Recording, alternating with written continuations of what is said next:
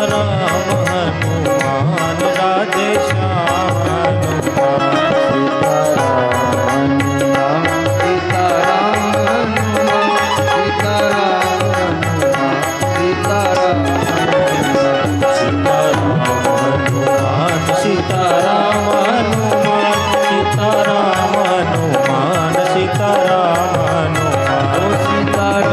हनुमान सीताराम ओ सीताराम हनुमान सीताराम हनुमान सीताराम हनुमान सीताराम ओ सीताराम हनुमान सीताराम हनुमान सीताराम हनुमान सीताराम ओ सीताराम हनुमान सीताराम हनुमान रामचंद्र भगवान की जय हो श्रीमद्भागवत महापुराण की जय हो श्री वृंदावन बिहारी लाल की जय हो श्री राधा रानी की जय हो श्री गिरिराज महाराज की जय हो श्री यमुना मैया की जय हो वेदव्यास भगवान की जय हो शनिदेव भगवान की जय हो श्री मलुकपीठ बिहारी बिहारी जो सरकार की जय हो सदगुरुदेव भगवान श्री भक्तमाली जी महाराज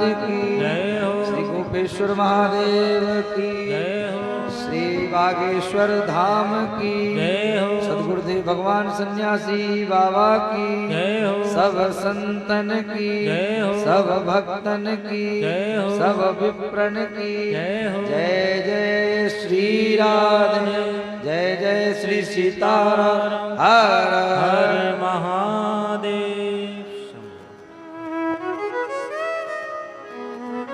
परम मंगलमय अकारण करुणा वरुणालय भक्त वांछा कल्पतरु दयामय अनंत कोट ब्रह्मांड नायक मर्यादा पुरुषोत्तम भगवान श्री सीताराम जी की सीताराम व वृंदावन बिहारी बिहारी जी सरकार की अनंत बलवंत श्री हनुमंत लाल जी महाराज की शनिदेव भगवान की अतिशय अनुकंपा कृपा से मनुष्य जन्म लेने का सर्वोत्कृष्ट लाभ भगवान की कथा श्रीमद् भागवत सप्ताह के माध्यम से हम सबको सुलभ हो रही है। आज सप्तम दिवस की कथा में प्रवेश करें उससे पूर्व सर्वप्रथम सन्मुख विराजमान भगवान बालकृष्ण लाल का ही वाङ्मय स्वरूप श्रीमद् भागवत महापुराण को हम साष्टांग दंडवत प्रणाम करते हैं। जिनके चरणों में बैठकर कुछ कह सुन पा रहे हैं ऐसे शनिदेव भगवान व यज्ञ नारायण भगवान को हम प्रणाम करते हैं। भगवान की कथा जहाँ हो वहाँ 33 कोटि देवता 68 करोड़ तीर्थ और भगवान के प्राण प्यारे भक्त प्रहलाद नारद पराशर पुंडरी को व्यासाम्बरी सुख सोनक भीष्मदाल्व्याम रुक्मांगदारुण वशिष्ठ विभीषणादीन एतानहम परम भागवता नमामि। जहाँ कथा हो वहाँ सूक्ष्म रूप से भगवान के सब भक्त वृंद आते हैं। ऐसे जितने भी संत महापुरुष विराजमान हैं सभी के चरणों में साष्टांग दंडवत प्रणाम करते हैं। मंच पर विराजमान चलते फिरते भगवान के ही श्री विग्रह संतजन सब विराजमान है, सबको प्रणाम करते हुए आप सभी के हृदय में अपने आराध्य का दर्शन करते हुए सिया राम मैं सब जन जाने करम प्रणाम जोरी जुग पानी। आप सभी के हृदय में अपने आराध्य का दर्शन करते हुए सभी को जय श्री सीताराम। जय श्री सीताराम।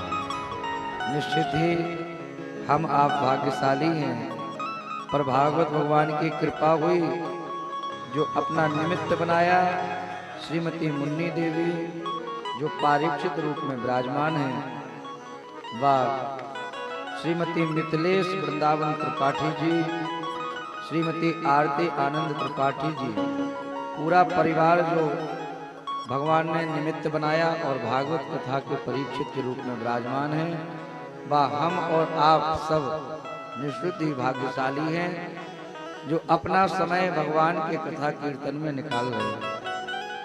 हमारे गुरुदेव कहते हैं जितना समय भगवान के कथा कीर्तन संत जनों के सानिध्य में जाए वही समय सार्थक है, बाकी यूं चला जा रहा है सब। क्योंकि आशा तृष्णा कभी किसी की पूरी नहीं हुई। हमने पूर्व में भी बताया, पूरे संसार की संपत्ति सुख सुविधाएं एक व्यक्ति को दे दी जाए फिर भी उसके मन में कभी संतोष नहीं हो सकता, उसको लगेगा और मिल जाए। पर जो संतोषी हैं कि जो प्राप्त है वही पर्याप्त है, भगवान ने कृपा करके जो दिया है वो बहुत है। जिन्होंने ये मान रखा है वही प्रसन्न है, अन्यथा सब दुखी है। कोई तन दुखी कोई मन दुखी, कोई धन बिन रगत उदास, थोड़े थोड़े सब दुखी सुखी राम जी के दास। इस संसार में कोई सुखी नहीं है, केवल भगवान के भक्त हैं जिन्होंने मान रखा है सीताराम सीताराम सीताराम कहिए, जाहि विधि राखे राम ताहि विधि रहिए, वही सुखी है, बाकी सब दुखी है। भगवान ने यहाँ सैन बोर्ड टांग रखा है, जैसे पुस्तकालय का बोर्ड लगा हुआ होता है, जहाँ पुस्तक बिकती है वहाँ लिखा रहता है पुस्तकालय, जहाँ भोजन मिलता है वहाँ लिखा रहता है भोजनालय। ऐसे इस मृत्यु लोक में भी भगवान ने एक सैन बोर्ड टांग रखा है, दुखालय दुखालयम शाश्वतम। ये दुखालय है, यहाँ कोई सुखी नहीं है, सब दुखी है। और जिसके पास जितना ज्यादा भगवान ने धन दिया वो उतना ज्यादा दुखी है। हमारे पूज्य बागेश्वर महाराज जी का भारत का दरबार देखना और लंदन का, लंदन अमेरिका में जो दरबार लगता, हम लोग सोचते भैया विदेश में रह रहे हैं बहुत पैसा कमा रहे हैं ये सुखी होंगे, पर भारत के दरबार में तो कम दुखी जाते हैं। लंदन आदि के दरबार में महाराज इतने दुखी पहुंचते हैं कि फूट फूट कर रोते हैं महाराज के सामने, वो ज्यादा दुखी हैं।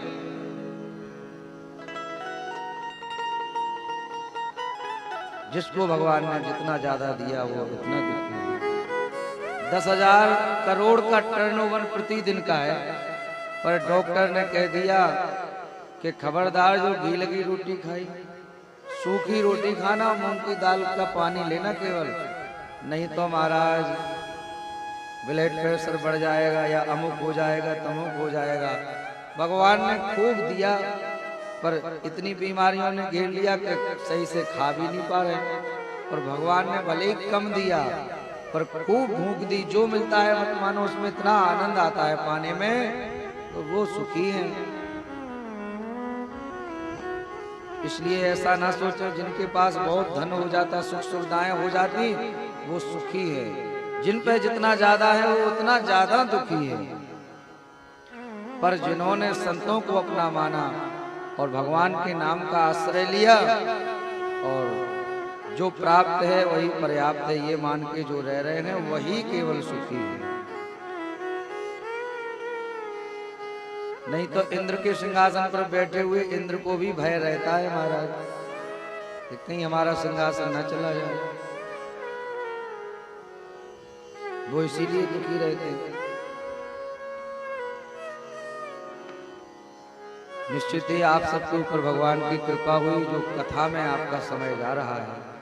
आज भागवत सप्ताह का 7वां दिवस है, विश्राम दिवस है। भगवान की कथा कभी पूरी नहीं कही जा सकती और कभी अधूरी भी नहीं रहती।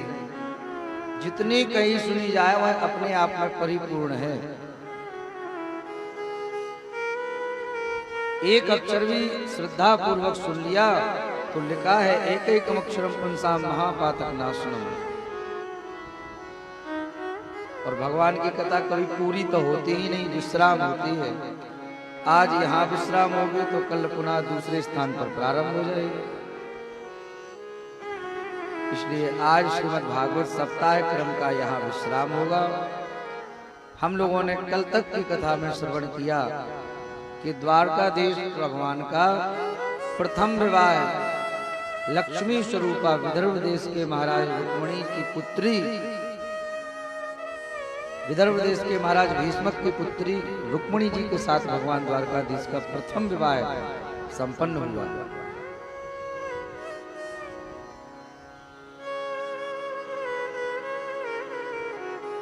और भगवान और रुक्मिणी जी के विवाह के बाद उनके एक पुत्र हुआ।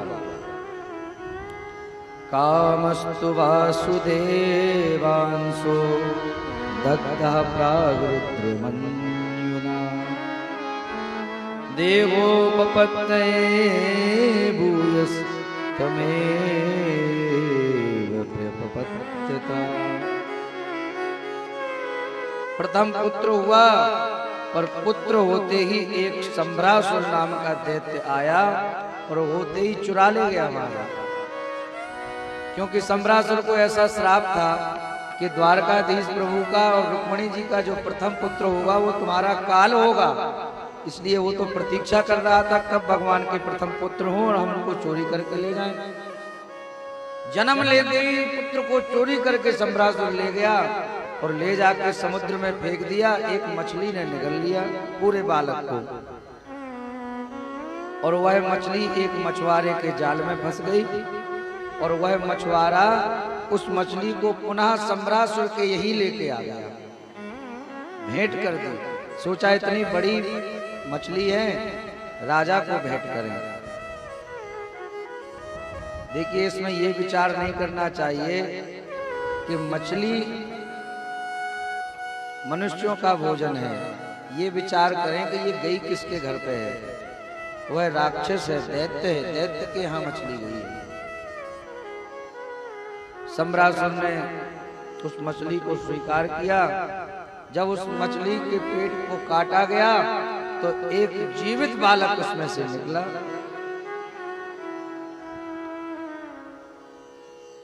वह बालक एक रति नाम की, मायावती नाम की स्त्री सम्भ्रासुर के यहाँ रसोई में सेवा करती थी, उसी को दे दिया। सम्भ्रासुर भी भूल गया कि ये हम ही समुद्र में फेंक कर आए थे, हो सकता वही बालक हो, भूल गया था।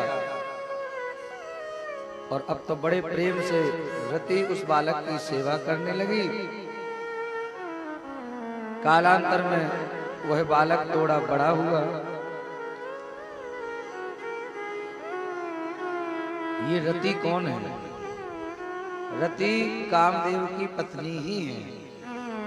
और जो भगवान कृष्ण के प्रथम पुत्र हुए प्रद्युम्न जी, ये कामदेव के ही अवतार हैं। क्योंकि जब भगवान शिव ने कामदेव को अपने तीसरे नेत्र से जला दिया था, तब रति रोई थी। तब भगवान शिव ने कहा था चिंता मत करो, द्वापर में जब भगवान कृष्ण अवतार लेंगे तो उनके प्रथम पुत्र के रूप में तुम्हारे पति पुनः तुमको प्राप्त हो जाएंगे। तब तक तुम सम्भ्रासुर के यहाँ रहना। तो कामदेव की पत्नी ही रति मायावती बनकर वहां रह रही थी और उसको प्रद्युम्न जी बालक रूप में मिल गए। बड़े प्रेम से सेवा करती। एक दिन जब प्रद्युम्न जी बड़े हो गए तब कहा कि तू सेवा तो माँ की तरह करती है, पर तेरी दृष्टि में कुछ खोट दिखता है। तू कौन है, सही सही बता। तब रति ने कहा कि मैं वही हूँ, आपकी अधिकृता पत्नी। अच्छा, पूरी बात बताई। कोई है पति तोरा, कोई है पति तोरा,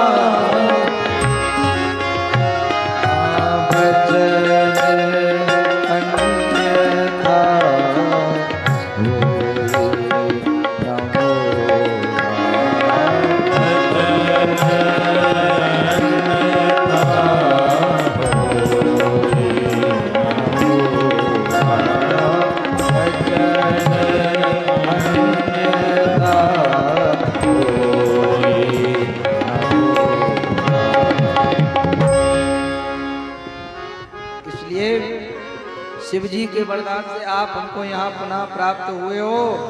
आप मेरे स्वामी हो। अच्छा, और पूरी बात बताई कि सम्भ्रासुर ने तुमको इस प्रकार से देखा था और अब चलो बदला लो। और प्रद्युम्न जी ने सम्रासुर नाम के दैत्य का उद्धार किया। पुनः द्वारकापुरी आए हैं। आज रुक्मणी जी ने जैसे ही देखा तो वात्सल्य उमड़ पड़ा, क्योंकि जन्म लेते ही सम्रासुर ने समुद्र में फेंक दिया था, पर इतने बड़े होकर के पुनः प्राप्त हुए तो प्रसन्नता हुई। जब तक प्रद्युम्न जी बड़े होकर घर आए तब तक भगवान के 16,108 विवाह संपन्न हो चुके थे।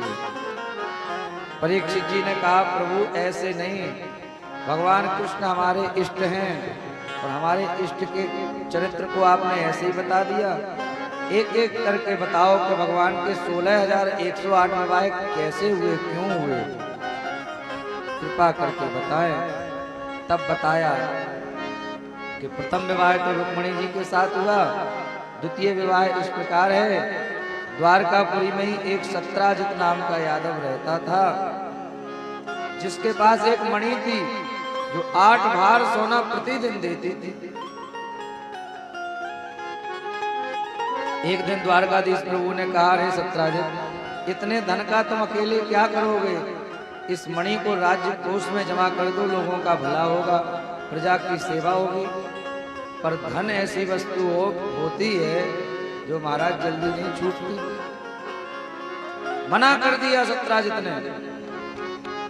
अब एक दिन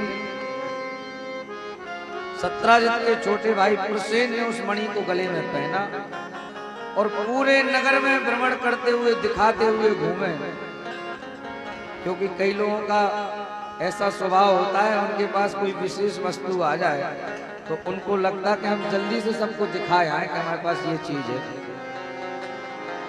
उनमें माताओं का विशेष स्वभाव होता है, कई बार नए आभूषण आ जाएं तो उनको लगता है कि अब 2-4 जगह जल्दी दिखा दें उन आभूषणों को। महाराज दिसंबर जनवरी की सर्दी में भी कई बार हमने विवाहों में देखा है कि भयंकर कड़ाके की सर्दी पड़ती है, पर माताएं ना तो स्वेटर पहनती ना शॉल ओढ़ती विवाह में, क्योंकि आभूषण महंगे महंगे सब देते। तो कई बार दिखाने का भाव रहता है। ऐसे ही एक माता जी को बहुत शौक था कुछ नई वस्तु आए दिखाने का।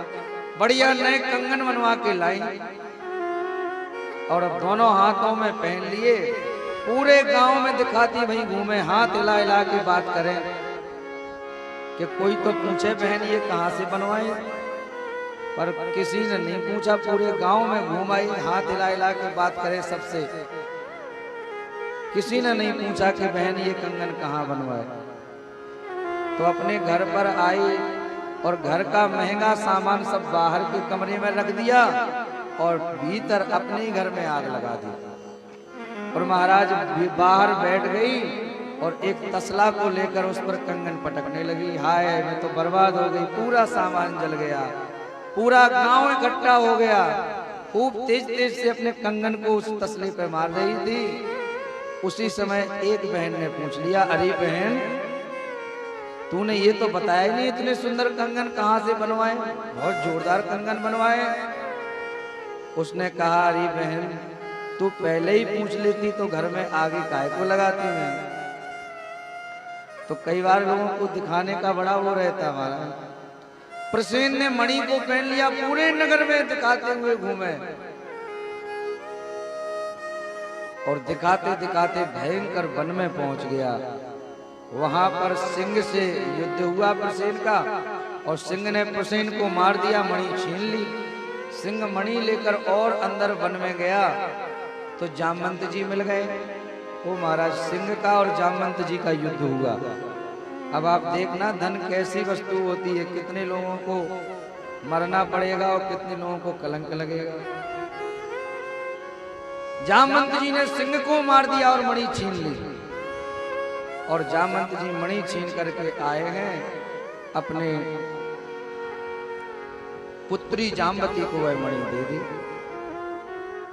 अब यहाँ कई दिन निकल गए, तब सत्राजित ने कहा कि भैया छोटा भाई प्रसेन मणि पहन के गया था, कहाँ गया, उसकी खोज करो। पूरे नगर में खोजा, प्रसेन नहीं मिला। तो सत्राजित ने अपनी पत्नी से कहा कि कुछ दिन पहले द्वारकाधीश प्रभु ने हमसे मणि मांगी थी कि ये राज्य कोष में जमा कर दो, प्रजा का भला होगा। हमने मना कर दिया था। हो ना हो उस मणि के ऊपर द्वारकाधीश की दृष्टि गलत थी। हमारे भाई को या तो कहीं गायब करवा दिया, मणि छीन ली, उसका ही काम होगा। पर ऐसा हमारा शक है, अभी तुम किसी को बताना नहीं। अपनी पत्नी से कहा। पर माताओं के पेट में जल्दी बात कहाँ बसती है। कोई बहुमूल्य बात हो तो ये छिपा नहीं पाती। उसका एक मूल कारण यह है कि युधिष्ठिर जी का श्राप भी है। जब धर्मराज युधिष्ठिर और कुंती बुआ श्राद्ध तर्पण कर रहे थे तो कुंती बुआ ने कहा, बेटा युधिष्ठिर, एक अंजलि जल अपने भाई कर्ण के नाम की भी दे देना। इतना सुनते ही धर्मराज युधिष्ठिर ने कहा, कर्ण मेरा भाई था? कहा हाँ। धर्मराज ने कहा, जब भी मैं चरण देखता था तो लगता था कि मेरी माँ की तरह इसके पैर दिख रहे हैं, और आपने इतनी बहुमूल्य बात छिपाई हमसे। अरे कर्ण को कौरव और हम सब पांडव सब चाहते थे कि राजा बना दें। अगर आप पहले ही बता देते तो ये युद्ध की स्थिति काहे को बनती, कर्ण को ही राजा बना देते। पर आपने इतनी बहुमूल्य बात छिपाई। जाओ, हम श्राप देते हैं कि माताओं के पेट में बहुमूल्य बात पच नहीं पाएगी, छिप नहीं पाएगी। तो कर्ण का, ये धर्मराज युधिष्ठिर का श्राप है माताओं का। पर कुछ बातें छिपा लेती हैं, क्योंकि जब मोदी जी ने नोटबंदी की तो महाराज बड़ी बड़ी गड्डियां निकल के आई कि ये बैंक में दे आओ। तब पता चला कि कुछ बातें छिपा भी लेती हैं, ऐसा नहीं।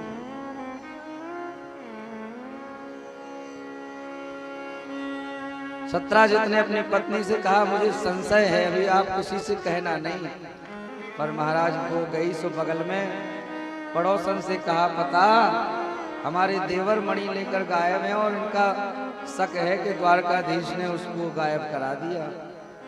पर तुम बताना नहीं, किसी को मना किया हमको बताने को। अब उसने पड़ोसन से कहा, उसने और दूसरे से कहा, और सब एक दूसरे से यही कहते जाए कि बताना नहीं।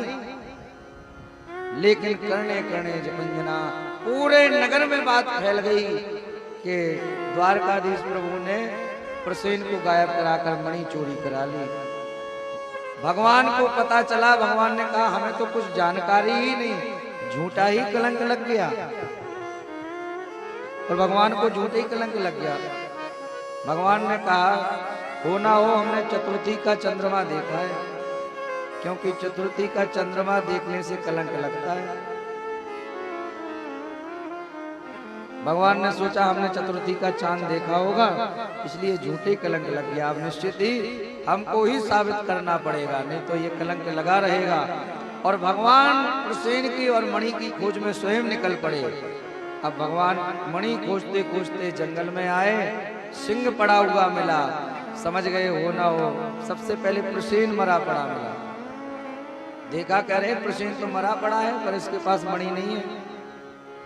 और आगे गए तो सिंह मरा पड़ा मिला। सोचा कि प्रसेन से सिंह ने छीनी होगी, सिंह से भी कोई तीसरा व्यक्ति छीन ले गया। तो जामवंत जी के चरणों के चिन्ह बने थे, उसी के सहारे सहारे उनकी गुफा तक भगवान पहुंच गए। जैसे ही गुफा में घुसे हैं, जामवंत जी ने एक तमाचा मारा भगवान को, युद्ध प्रारंभ हो गया। देखिए, ये जामवंत जी वही हैं भगवान राम के काल के, जहां मंत्र मंत्री यदि बूढ़ा, जिनका पराक्रम ऐसा था कि राम रावण युद्ध में रावण एक बार आया था जामवंत जी के सामने। एक तमाचा जामवंत जी ने रावण को मारा था, पूरा युद्ध हो गया, पर कभी दोबारा वो जामवंत जी के सामने नहीं आया रावण। वो यही कहता था, ये बूढ़े रीछ में बहुत ताकत है। ऐसा पराक्रम जामवंत जी का। जब युद्ध पूरा हो गया तो जामवंत जी एक दिन अपनी भुजाओं को देखकर कहने लगे, भगवान, रावण की सेना में हमसे युद्ध करने लायक कोई व्यक्ति था ही नहीं, पर आपकी भुजाओं को जब देखते हैं तब लगता है कि मेरी भुजाओं की खुजली केवल आपसे ही दो हाथ करने पर मिट सकती। भगवान ने कहा कि अभी तो आप हमारे मंत्री हैं, हम आपसे युद्ध नहीं कर सकते, पर आपने इच्छा करी है तो कृष्ण अवतार में हम आपकी भुजाओं की खुजली भी मिटाएंगे, चिंता मत करो। तो मानो वही राम अवतार के जामवंत जी द्वारकाधीश भगवान कृष्ण के संग में 27 दिन तक युद्ध करते हैं और 27वें दिन भगवान एक तमाचा जामवंत जी को देते हैं। जामवंत जी गिर जाते हैं नीचे, समझ जाते हैं कि इतना प्रभाव, इतनी शक्ति से प्रहार केवल भगवान कर सकते हैं। समझ जाते हैं प्रभु हो ना हो आप हमारे भगवान श्री राम ही हैं और आप मुरली छोड़ करके अब हमको धनुष बाण लेकर दर्शन दो, आप हमारे राम हैं, हम पहचान गए। और भगवान तो भक्त की भावना पर रीझते हैं। अभी की घटना है, जब गोस्वामी तुलसीदास जी वृंदावन गए, आज भी तुलसी राम दर्शन स्थल है। जब गोस्वामी तुलसीदास जी ने मुरली मनोहर भगवान का दर्शन किया तो तुलसीदास जी ने कहा कि प्रभु वैसे तो राम कृष्ण दो एक हैं, अंतर नहीं निमेष, पर हम आपके राम छवि का दर्शन करना चाहते हैं धनुष बाण लेके। भक्त ने भावना करी तो आज भी उस छवि का दर्शन है। कित मुरली कित चंद्रिका कित गोपियन को साथ अपने जन के कारण श्री कृष्ण भय रघुनाथ। कहाँ मुरली गई, कहाँ चंद्रिका गई, भगवान धनुष बाण लेकर प्रकट हो गए तुलसीदास जी के सामने। तो भक्त की भावना पर भगवान रीझते हैं। आज जैसे ही कहा राम रूप में दर्शन दो, तो जामवंत जी को भगवान कृष्ण ने राम रूप में दर्शन दिया। सारी बात भगवान ने बताई, जामवंत जी इस मणि के चक्कर में हमको झूठे कलंक लगा है। जामवंत जी ने कहा प्रभु आप मणि ले जाओ, पर एक नहीं 2 मणि देंगे हम आपको। कहा क्या? एक तो आप मणि तो ले ही जाओ, पर दूसरी मेरी पुत्री रूपी मणि है, इसके साथ भी आप विवाह कर लो, इसको भी ले जाओ। इस प्रकार से भगवान का दूसरा विवाह जामवंत जी की पुत्री जामवती के साथ हुआ। मणि लेकर वापस आए हैं, सत्राजित को मणि दे दी। सत्राजित गिलानी में भर गया, करे हमने भगवान को झूठा ही कलंक लगाया। और इतना गिलानी में भरा कि सत्राजित ने भी कहा प्रभु हम अपनी पुत्री सत्यभामा का विवाह आपके साथ करना चाहते हैं, तभी हमारी गिलानी दूर होगी। भगवान ने कहा ठीक है। और भगवान का तीसरा विवाह सत्यभामा के साथ हुआ। उस काल की सबसे अधिक सुंदरी थी सत्यभामा जी।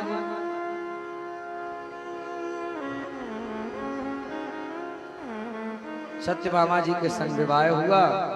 अब सत्राजित ने कहा प्रभु अब ये मणि हमको नहीं चाहिए, आप दहेज में रख लो। भगवान ने कहा जिस मणि के चक्कर में हमको झूठा कलंक लग गया था और वो भी हम दहेज में लें, हम बिल्कुल नहीं लेंगे।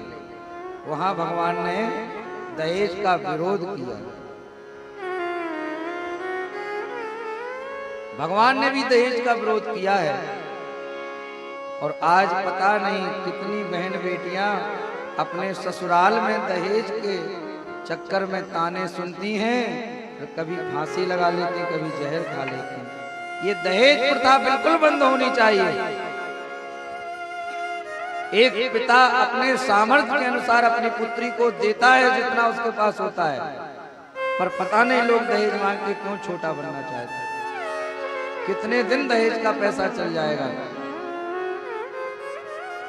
हमने पूर्व में भी बताया था कि लोग आज संबंध नहीं करते, क्रय विक्रय करते हैं। अगर कोई उनका बालक सरकारी नौकरी में हो जाए तो कहेंगे महाराज वैसे तो हमें कुछ नहीं चाहिए, भगवान ने सब दिया, पर पिछली बार जो आए थे वो 25 कह गए थे, अब आपका जो संकल्प हो। इधर तो कहेंगे कुछ नहीं चाहिए, उधर सब कुछ मांग लेंगे। कितने दिन दहेज का पैसा चला जाएगा, खाएगा। इसलिए दहेज प्रथा बंद होनी चाहिए। आप ही विचार करो, उस पिता से बड़ा कोई त्याग हो सकता है क्या, जो अपनी बेटी को पढ़ाता है, लिखाता है, पालता है, पोसता है और एक क्षण में किसी दूसरे को दान कर देता है। उस पिता से बड़ा कोई त्याग कर सकता है क्या? फिर भी लोग दहेज के चक्कर में ताने देते हैं। हमारे यहाँ सामर्थ्य के अनुसार सब देते ही हैं। महाराज जनक जी ने भी दशरथ जी को दिया, पर दशरथ जी ने पूरा बरातियों में बांट दिया। पुनः दोबारा दहेज दिया, उपहार दिया।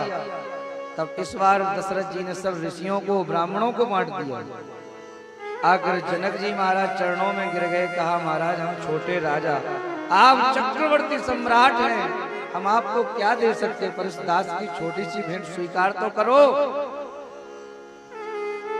दशरथ जी ने जनक जी को हृदय से लगा लिया, कहा जनक आपने अपने हृदय का टुकड़ा कलेजा दे दिया, आप कहां तुच्छ इस दहेज की बात करते हो। सम समधी देखे हम आजू, तो हमारे यहाँ सामर्थ्य के अनुसार सब देते हैं, पर मांग कर छोटा नहीं बनना चाहिए।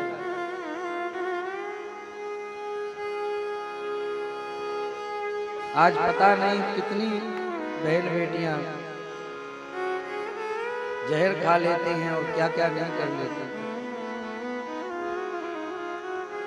इसलिए प्रार्थना है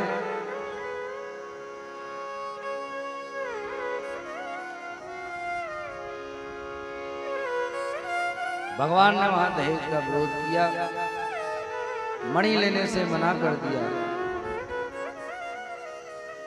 पर सतधनवा कृतवर्मा और अक्रूर जी को पता चला कि सत्राजित ने विवाह का हमसे कहा था और कर दिया, द्वारकाधीश के संग आक्रमण कर दिया और सत्राजित से मणि फिर से छीन ली और सत्राजित को ही मार दिया।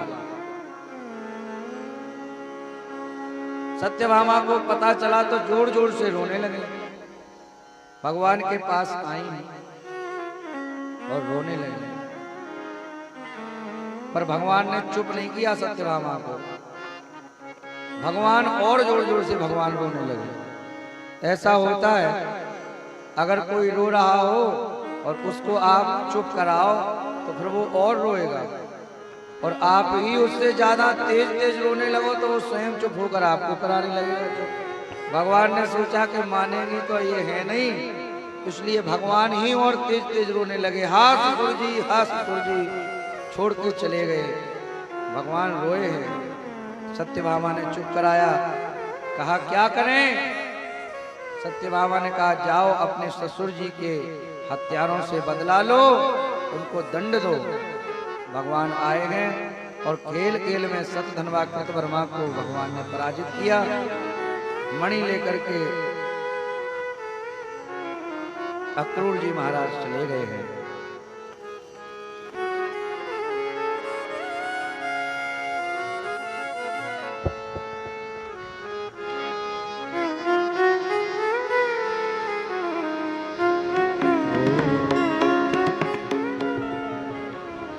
कुर्बान क्यों न जान दरबार में निराला, कुर्बान क्यों न जान दरबार है निराला, कुर्बान क्यों न जान, कुर्बान क्यों न जाऊं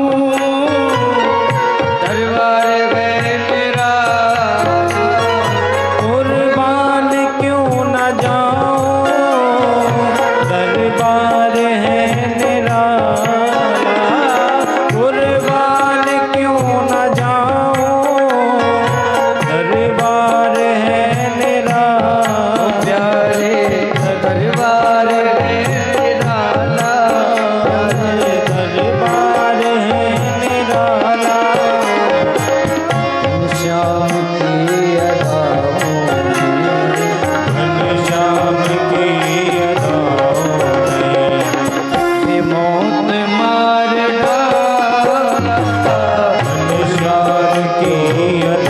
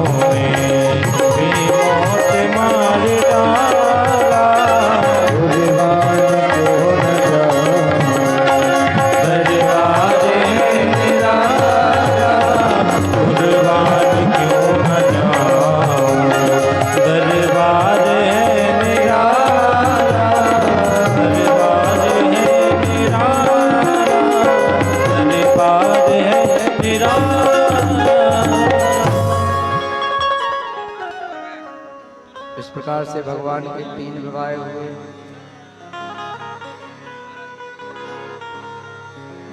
चौथा विवाह भगवान का मृत्युंजय के साथ, 5वां सत्या के साथ, भद्रा के साथ, लक्ष्मणा के साथ, इस प्रकार 8 विवाह भगवान के संपन्न हुए। एक नरकासुर नाम का दैत्य 16,100 राजकुमारियों को अपने कारागृह में बंद किए था। इसका संकल्प था कि 21,000 राजकुमारियों के साथ एक मुहूर्त में 7 में पानी ग्रहण करेंगे। इसलिए जहां युद्ध जीत कर आता वहीं की राजकुमारियों को कैद करके ले आता। 16,100 राजकुमारियां हो चुकी थीं। भगवान को पता चला, भगवान ने आक्रमण कर दिया और इस दुष्ट की कैद से उन राजकुमारियों को छुड़ाया है। कहा जाओ देवियों, अपने अपने घर जाओ। वह रोने लगी, प्रभु हम एक दैत्य की कैद में रहे हैं, अब इस संसार में हमें कोई स्वीकार नहीं करेगा। या तो आप हमारे साथ विवाह करो, नहीं तो हम प्राण त्याग देंगे। भगवान ने कहा अच्छे फंस गए महाराज, हम तो इनके प्राण बचाने के लिए। 3 कांड हैं, ज्ञान कांड, कर्म कांड, उपासना कांड। 80,000 वेद मंत्र हैं कर्म कांड के। उपासना कांड में 8,000 व 16,000 मंत्र उपासना कांड में है। एक बार उपासना कांड के 16,000 वेद मंत्र भगवान के पास रोते रोते पहुंचे। कहा प्रभु हमारे द्वारा भगवान की उपासना करके लोग भगवान को प्राप्त कर लेते हैं, पर आप हमको कभी प्राप्त नहीं हुए। हमारा भी मन होता कि आप हमें प्राप्त हो। भगवान ने कहा कि द्वापर में तुम सब उपासना कांड के 16,000 मंत्र राजकुमारियां बनोगी और हम तुम सबके साथ विवाह करेंगे। तो यह उपासना कांड के वेद मंत्र ही राजकुमारियां बन के आए। और ये 100 कौन है? तब बताया कि जब महर्षि वाल्मीकि के आश्रम में माता जानकी विराज रही थी, उस काल में भगवान श्री राम ने 100 यज्ञ किए। और गृहस्थ व्यक्ति बिना पत्नी के यज्ञ में नहीं बैठ सकता। कहा आपकी पत्नी तो महर्षि के आश्रम में है, क्या करें, यज्ञ कैसे प्रतिपादित होंगे? तब वशिष्ठ जी ने कहा जिसकी पत्नी पास में ना हो, स्वर्ण की प्रतिमा बनाकर बगल में बिठाने से विधि का निर्वाह हो जाता है। तब 100 स्वर्ण सीता बनाई गई और 100 भगवान ने यज्ञ किए। भगवान जब सरयू जी में 100 स्वर्ण सीता को विसर्जन करने के लिए गए तो 100 स्वर्ण सीता रोने लगी। कहा प्रभु एक तो हम आपके वाम भाग में बैठे, आपकी पत्नी बने और आप हमको विसर्जन करके छोड़ना चाहते हैं। भगवान श्री राम ने कहा कि अभी हम एक पत्नी व्रत में बंधे हैं, पर तुम सबने भाव किया है तो द्वापर में कृष्णावतार में तुम सब रानियां बन के सो आओगी।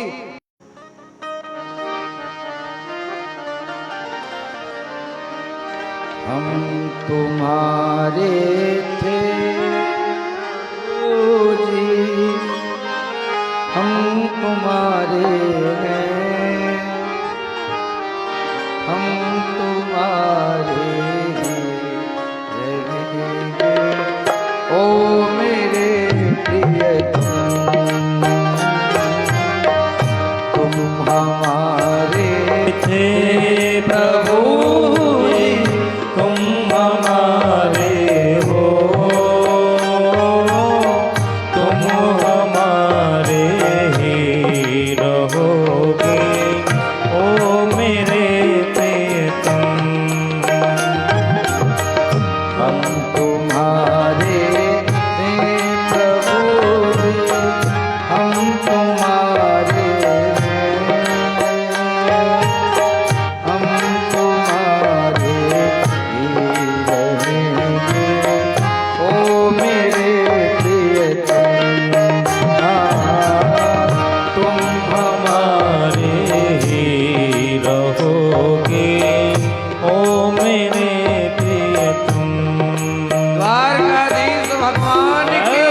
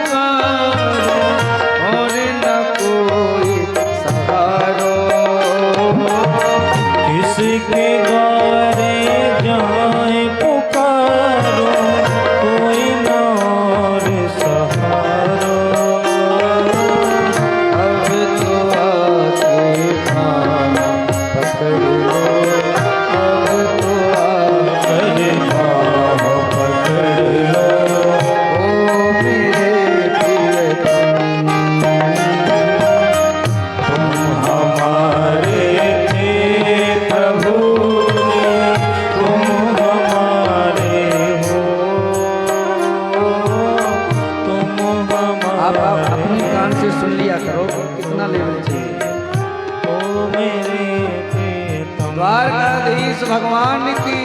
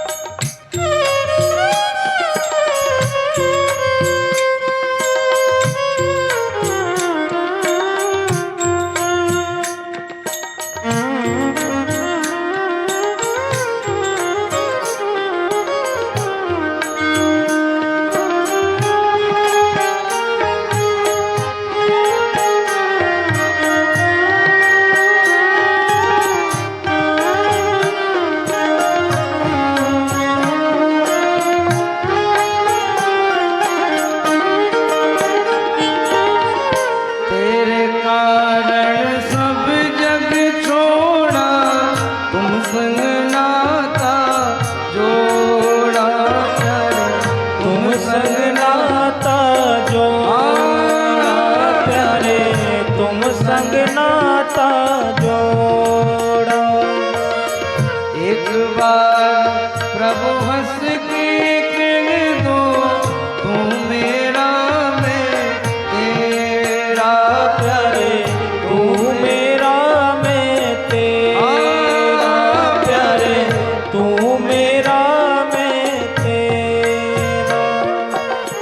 साची प्रीत की रीत निभा दो, साच प्रीत की रीत निभा दो। ओ मेरे हमारे ही रहोगे, ओ मेरे प्रीतम।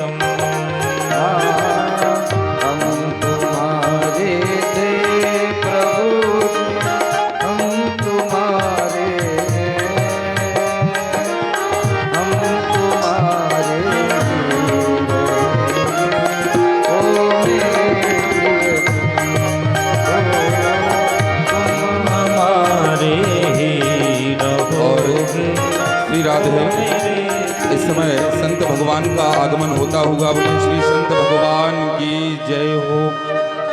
दौन बिचौली आश्रम से पधारे अनंत श्री विभूषित पूज्य महाराज श्री राघवदास जी महाराज जी का व्यासपीठ पर हार्दिक हार्दिक स्वागत है, अभिनंदन है।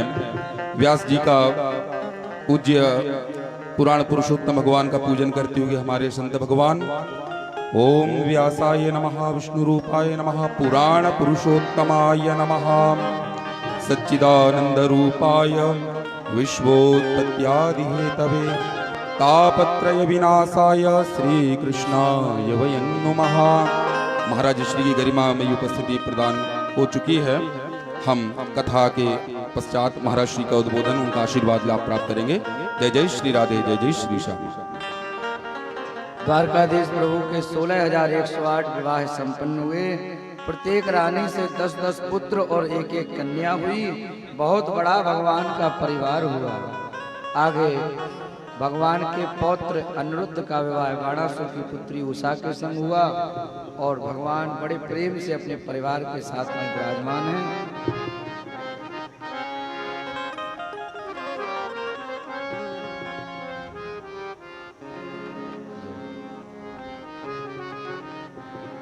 एक दिन की बात है, भगवान ने सोचा कि अपने परिवार के संग कहीं भ्रमण के लिए जाना चाहिए, तो अपने पुत्रों को और नातियों को, पूरे परिवार को लेकर भगवान कहीं घूमने के लिए आए हैं।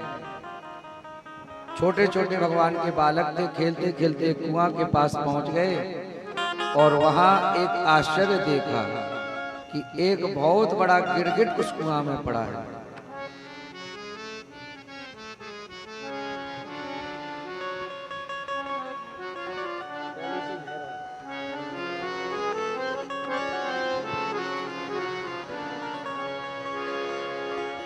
जैसे ही गिरगिट को देखा है, दौड़े दौड़े बालक भगवान के पास आए। पिताजी पिताजी, इस कुएं में बहुत बड़ा गिरगिट पड़ा है। भगवान आए हैं। भगवान ने देखा, देखते ही महाराज उससे एक पुरुष प्रकट हो गया। भगवान ने कहा, कौन है तू? निर्गुणाम नरेंद्रोहम इक्ष्वाकुतनयो प्रभो दानस्वाख्यायमाने से यदि ते कर्म स्पृहम्। कहा, आप मुझे नहीं जानते, मैं कौन हूं? अगर दानियों में कभी किसी का नाम आएगा तो पहला मेरा नाम बताया जाएगा। अच्छा, कहा, कोई पृथ्वी के रजकण को गिन सकता है, पर मैंने कितने गौदान किए, कितना दान किया, उसको कोई नहीं गिन सकता। इसने दान तो बहुत किया था, पर दान का अभिमान बहुत था, और हमारे यहाँ ठाकुर जी को अभिमान ही पसंद नहीं है। गर्व न कीजे बाबरे हरि गर्व प्रगारे, गर्व ही तेरा बढ़ गया आया दुख भारी। इसके बताने में बहुत अभिमान था। भगवान ने कहा, अच्छा इतना दान किया तो गिरगिट बन के क्यों पड़े हो? कहा कि जब हम मरने के पश्चात दरबार में पहुंचे और हमारा बरी खाता चेक किया गया, कितना पुण्य है कितने पाप हैं, तो मेरे पुण्य ही पुण्य थे, एक छोटा सा पाप था, उसके कारण हम गिरगिट बने। हमसे पूछा गया कि पहले पुण्य भोगोगे कि पाप? हमने कहा पुण्य ही पुण्य है, तो पाप छोटा सा है, पहले पाप ही भोग लेंगे। तो उस पाप के कारण हम गिरगिट बने, पर आज मेरा पुण्य उदय हो गया, आज से जो आपके मुझे दर्शन हो रहे हैं। भगवान ने कहा, अच्छा तो क्या पाप बन गया था तुम पर? इसने कहा, मैंने बहुत दान किए। मैंने एक बार एक ब्राह्मण को एक गाय दान दी। वो ब्राह्मण बड़े प्रेम से अपने घर गाय की सेवा करता था। एक दिन वह गाय छूटकर पुनः हमारे गौशाला में आ गई और उसी गाय का हमने दोबारा किसी दूसरे ब्राह्मण को दान कर दिया। अब जिसको पहले दान की थी गाय, वह गाय को खोजता घूम रहा था, और जिसको हमने दोबारा दान की वह गाय लेके जा रहा था। दोनों मिल गए, अरे ये मेरी गाय है।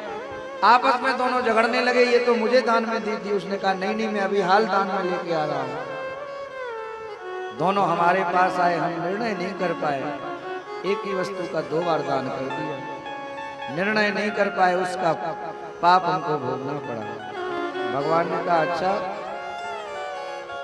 तो तुमने बूढ़ी पुरानी गायों का दान किया होगा? कहा नहीं।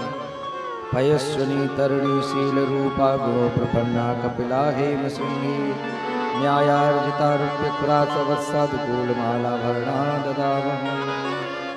मैंने गायों के खुरों को सोने से मढ़कर दिया, सींगों को सोने से मढ़कर दिया, फिर भी मुझे गिरगिट बनना पड़ा, क्योंकि मुझे दान का अभिमान था। इसलिए कभी दान दो तो उसका अभिमान मत करो। कई बार लोग आश्रमों में दान कर देते पर उस पर अपना अधिकार दिखाते। बहुत से लोग तो महाराज ऐसे भी देखने में आते कि आश्रम में एक पंखा दान करेंगे तो 3 पीढ़ियों के नाम लिखा देंगे उस पर। और संत हवा में गर्मी में सो रहे होते हैं, उसी समय अपने रिश्ते नातेदारों को ले जाएंगे और पंखा बंद कर देंगे और नाम पढ़ाएंगे, देखो दादाजी का, ताऊ जी का, सबका नाम लिखा है। अरे एक बार दान दे दिया तो उस पर अपना अधिकार क्यों दिखाते हो? दान देने के बाद उस पर अपना अधिकार नहीं दिखाना चाहिए।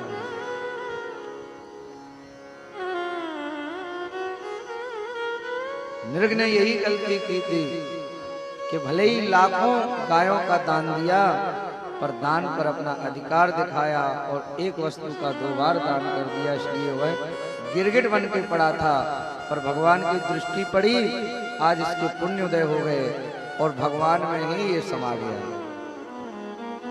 इसके बाद एक पौंड्रक की भी कथा भागवत में आती है। एक पौंड्रक नाम का व्यक्ति था, काशी का राजा इसका मित्र था। काशी महाराज ने कह दिया कि तुम भगवान बन जाओ।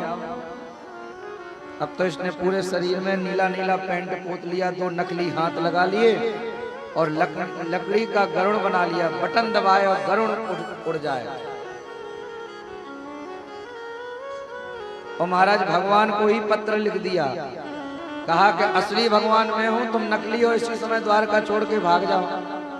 भगवान ने जैसे पत्र पढ़ा तो भगवान को एक बार तो हंसी आ गई। अरे हमारे सामने ही कोई असली परमात्मा बन के आ गया। अब आप लोग सोचें कि आज के लोग भगवान बन बैठते हैं तो कोई बड़ी बात नहीं है, भगवान के सामने लोग भगवान बनने लगे थे। आज अगर कोई भगवान बन के पूजे तो कोई बड़ी बात नहीं। भगवान को हंसी आई। भगवान ने कहा उससे कहना कि हम कल आकर मिलते हैं। जैसे ही पौंड्रक को पता लगा कि भगवान कल आ रहे हैं, डर गया एक बार तो। भगवान आए हैं। काशी महाराज ने कहा चिंता मत करो, अपना करिश्मा दिखाओ। देखिए मूर्ख और शंख फूंकने से बचते, जैसा फूंक दो। पौंड्रक से काशी महाराज जैसा कह देते बेचारा वैसे ही करता था। जैसे ही बटन दबाया खड़खड़ा कर गरुड़ उड़ने लगा। भगवान ने कहा वाह पौंड्रक, तूने कितना चिंतन नहीं हमारा किया होगा, हूबहू मेरी तरह ही स्वरूप बना लिया। बिल्कुल वैसे ही गरुड़ वैसे ही नीला नीला पेंट पोत लिया, 4 हाथ लगा लिए। धन्य है, पता नहीं तूने कितना चिंतन नहीं हमारा किया होगा। और भगवान ने सुदर्शन चक्र से पौंड्रक का उद्धार किया। इसमें से भी एक ज्योति निकली और भगवान में ही समाहित हो गई। इसके बाद नारद जी ने सोचा कि भगवान का इतना बड़ा परिवार है, 16,108 रानियां, किसी के एक पत्नी हो जाए तो उसकी कितनी खिंचाई नहीं होती। फिर भगवान ने इतने विवाह किए, इनकी कितनी खिंचाई नहीं होती होगी। देख करके आए, नारद जी देखने के लिए आए हैं। प्रत्येक भवन में जाकर देखते हैं पर भगवान कहीं संध्या वंदन करते मिले, कहीं बालकों के साथ हंसी मजाक करते खेलते हुए, कहीं शयन करते हुए, कहीं कुछ, कहीं हवन करते हुए। आश्चर्य में पड़ गए नारद जी। उस समय भगवान ने कहा बेटा नारद, मैं केवल धर्म का वक्ता मात्र नहीं हूं, कर्ता तदनुमोदित। ब्रह्मन धर्मस्य वक्ता हम कर्ता तदनुमोदित। कई बार लोग धर्म के वक्ता तो हो जाते हैं, व्यासपीठ पर बैठकर बड़े बड़े सूत्र बताएंगे, महाराज ये लगेगा कि क्या कहने, पर उनके स्वयं के जीवन में वह आचरण नहीं होते। हमने भी कई बार देखा है, हमारे वृंदावन में कई कथावाचक आज भी ऐसे हैं जो कथा करने जाएंगे तो इतना बढ़िया स्वरूप बना के जाएंगे, और वृंदावन में आके फिर लोवर टी शर्ट पहन के घूमते हैं। किसी की निंदा नहीं कर रहे, पर अगर जब तक स्वयं के जीवन में आपके वो नहीं होगा तब तक लोगों पर प्रभावी नहीं होगा। पहले आप स्वयं तिलक लगाओ, स्वयं संध्या वंदन करो, तब दूसरों से तिलक लगाने की कहो तो वह प्रभावी होगा।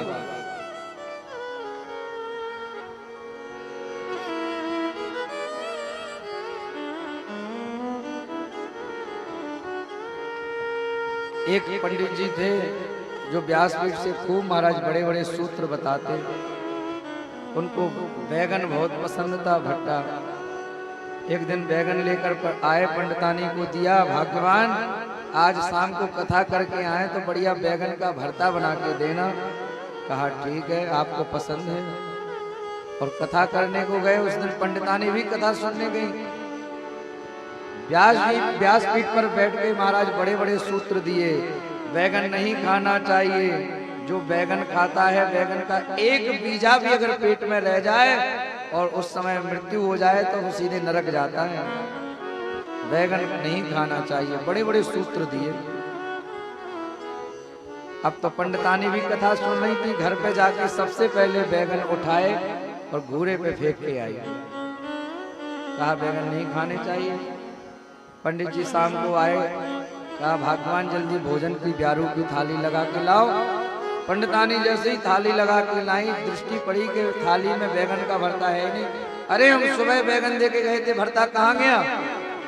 उसने हाथ जोड़कर कहा कि आप भी तो कथा में बता रहे थे बैगन नहीं खाना चाहिए, जो बैगन खाता है उसका एक बीज भी पेट में रहे और प्राण निकल जाए तो नरक जाता है, और 21 दिन तक बैगन का बीज पेट में रहता ही है, इसलिए बैगन नहीं खाना चाहिए। आप बड़ा सुंदर वर्णन कर रहे थे। हमने तो कथा सुनकर आते ही सब बूढ़े पर फेंक दिए।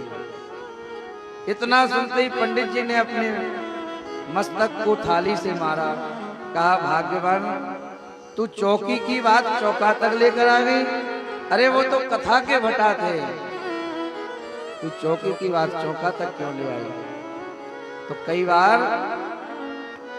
दूसरों के लिए उपदेश होता है पर वह स्वयं के जीवन में नहीं होता। ऐसा नहीं होना चाहिए। जब आप स्वयं सही आचरण करोगे तो वह आपका दिया हुआ उपदेश लोगों पे काम करेगा।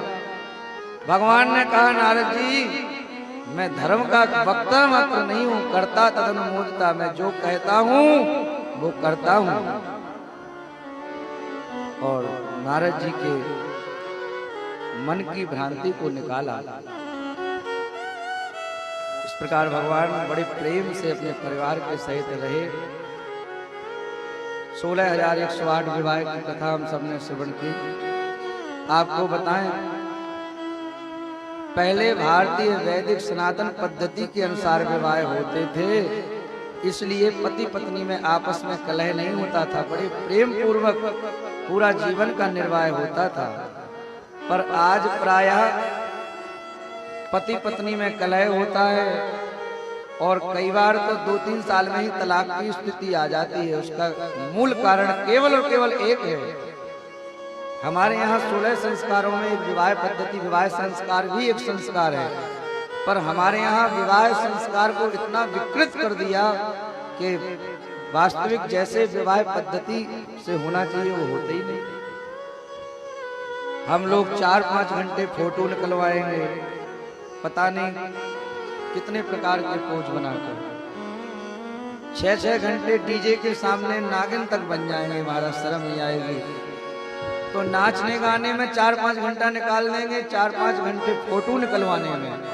और जहां वास्तविक विवाह पद्धति का समय आएगा वहां कहेंगे पंडित जी फटाफट करो, 2 घंटे में भावर पड़ जानी चाहिए, विवाह घर सुबह विदा करनी है। अब बताओ जो विवाह की पद्धति है वो 2 घंटे में कैसे हो पाएगी? और दूसरी बात ये है, जहां मंडप के नीचे गौरी गणेश आदि देवता विराजमान हो वहां पर हम लोग जूता पहनकर पहुंचते हैं। और तो और आजकल तो लोग दारू पीकर मद्यपान करके भी मंडप में पहुंचते हैं।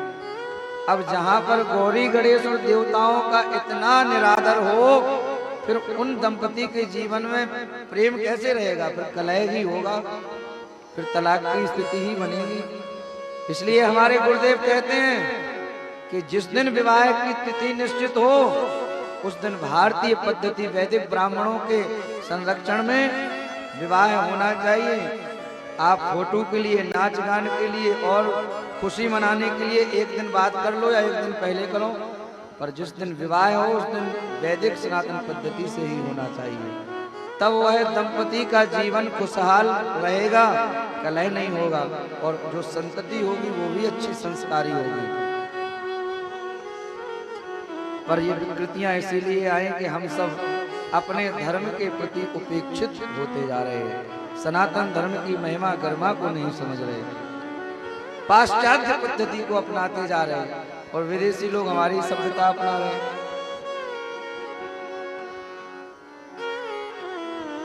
आज हम आप समझ नहीं पा रहे हैं, बड़ी बड़ी क्रिश्चियन मशीनरियां हम सबको जातिवाद के नाम पर आपस में लड़वाने झगड़वाने पर लगी। जातियां पहले भी थी पर कितने प्रेम से सब रहते थे, पर आज जातिवाद के नाम पर कह रहे तुम अमुक समाज के हो, तुम अमुक समाज के हो और आपस में ही झगड़वा रहे हैं। हम लोगों का चतुर्थ वर्ण तो इस प्रकार से महाराज कटता जा रहा है। हमारे यहाँ ब्राह्मण मुख है, क्षत्रिय भुजा है, वैश्य उदर है, शूद्र चरण है, सब भगवान की ही विभूति है। बस ऋषियों की कुछ मर्यादा है, किसी को भी हीन दृष्टि से नहीं देखा गया। इसलिए सबको परस्पर प्रेम में रह के अपनी विधि का निर्वाह करते हुए रहना चाहिए, क्योंकि कंधों से ऊंची छाती नहीं होती और धर्म से ऊंची कोई जाति नहीं होती। जब धर्म ही नहीं रहेगा तो जाति का फिर क्या करेंगे। आज सनातन धर्म बहुत अंधकार में खतरे में जा रहा है, इसलिए सबको सनातन धर्म के प्रति सजग होना चाहिए। भगवान के पूर्ण वैदिक सनातन पद्धति के अनुसार 16,108 विवाह हुए और बड़े प्रेम से पूरे परिवार के सहित विराजमान हुए।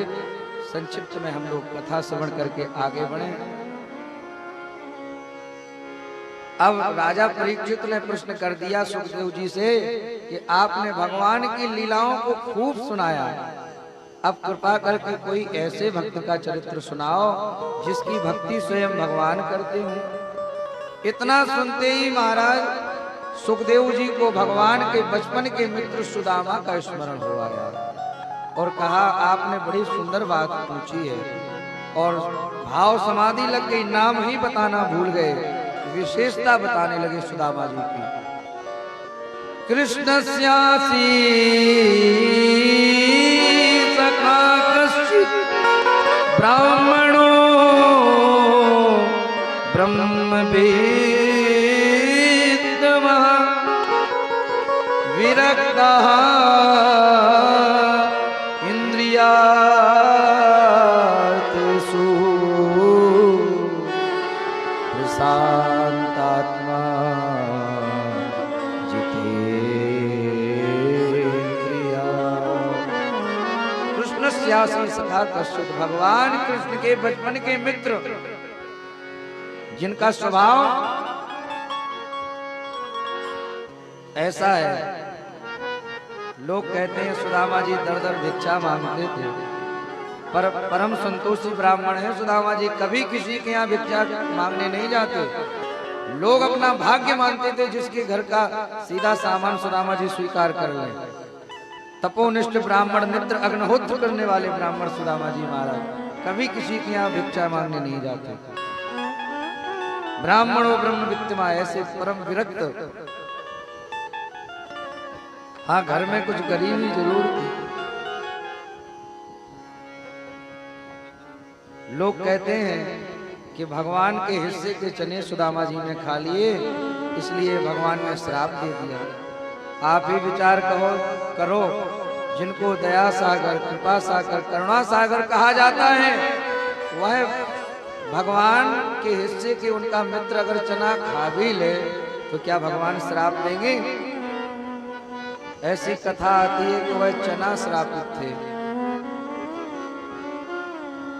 कृष्ण और सुदामा गुरुकुल में सांदीपनि ऋषि के यहाँ रहते थे। लकड़ी बीनने के लिए जंगल में जाते तो गुरु माँ कुछ ना कुछ देती थी। एक दिन की बात है, एक भिक्षुक सुदामा जी की गुरु माँ के यहाँ आए और भिक्षाम दे। कुछ दो, उस दिन कुटिया पे कुछ था नहीं, थोड़े से चना बस रखे थे। इसलिए गुरु माँ ने कहा शाम को लकड़ी बीनने कृष्ण सुदामा जाएंगे, ये चने तो उनको देने पड़ेंगे। उन ऋषि को मना कर दिया, कुछ है नहीं। तो उनने श्राप दिया कि जाओ, जो कुछ हो, जो खाएगा वह दरिद्र हो जाएगा। अब वो चना श्रापित हो गए। चना गुरु माँ ने छिपा के रख दिए। देखिए, कभी कोई भिक्षुक आपके दरवाजे मांगने आए तो मना मत करना। कई बार लोग कह देते जाओ, हमारे यहाँ कुछ नहीं है, आगे बढ़ो। कई बार सरस्वती बैठ जाती जिह्वा पर, वो सही बात हो गई तो। आपने सत्यनारायण भगवान की कथा सुनी होगी, साधु नाम का बनिया तेरी नौका में क्या है, भले ही उसमें धन पन्ना पुखराज भरे थे, पर कहा इसमें लता पत्र है, सब लता पत्र बन गए। तो कई बार हम लोग कह देते ना कुछ नहीं है, और वो सत्य हो गया फिर। इसलिए भले ही थोड़ा सा दो। कोई अगर याचक आपके दरवाजे पर आ रहा है तो थोड़ा सा देकर उसको विदा करो, पर मना नहीं करना चाहिए।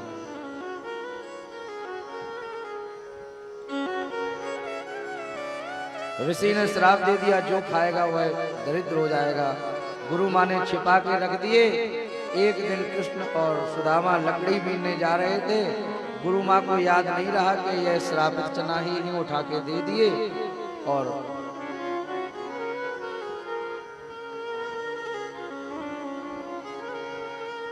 श्री हनुमान जी महाराज की, श्री मैया सरकार की। हम सबके मध्य में खूब संतों का आगमन हो रहा है। पूज्य महाराज जी विराजमान हैं और पूज्य हनुमान जी के आश्रम से महाराज जी भी पधारे हैं। आज दास को भी अवसर मिला दर्शन करने का मैया सरकार का। श्री राम जय राम, जय जय राम। श्री राम जय राम, जय जय राम। श्री राम जय राम, जय जय राम। श्री हनुमान जी महाराज की जय। और वह श्रापित चना लेकर गए हैं। सुदामा जी को याद आ गया, कह रहे तो वही श्रापित चना दे दिए। वृक्ष पर चढ़ गए, बारिश हो रही थी। सुदामा जी ने सोचा कि अगर ये चने मेरे मित्र कृष्ण खाएगा तो वो भी दरिद्र हो जाएगा। इसलिए सुदामा जी अकेले ही वह चना पा गए। ऐसा कहते 40 चना थे, 40 चने पाए, इसलिए 40 वर्ष तक सुदामा जी को गरीबी झेलनी पड़ी। वह चने ही श्रापित थे। घर में बहुत गरीबी है। एक दिन भगवान ही सुदामा जी पर रीझ करके, इनकी गरीबी को देख करके ब्रह्मचारी का भेष बनाकर आ गए। कहा भिक्षाम देगी। सुशीला कुटिया पर थी। सुशीला ने कहा, मना नहीं किया, पर सुशीला ने कहा प्रभु मेरे यहाँ सूतक लगा है। एक सूतक लगा है? कहा हाँ, गरीबी रूपी पुत्री प्रतिदिन पैदा हो जाती है, मेरे घर में कुछ है ही नहीं। भिक्षुक जो थे ब्रह्मचारी रूप में, उन्होंने कहा कि तुम्हारी यह गरीबी मैं एक क्षण में दूर करा दूं, बस एक काम कर दो। कहा क्या? तुम्हें पता है तुम्हारे स्वामी सुदामा के बचपन के मित्र द्वारकाधीश प्रभु हैं, उनको एक बार द्वारका भेज दो, तुम्हारी सारी गरीबी दूर हो जाएगी।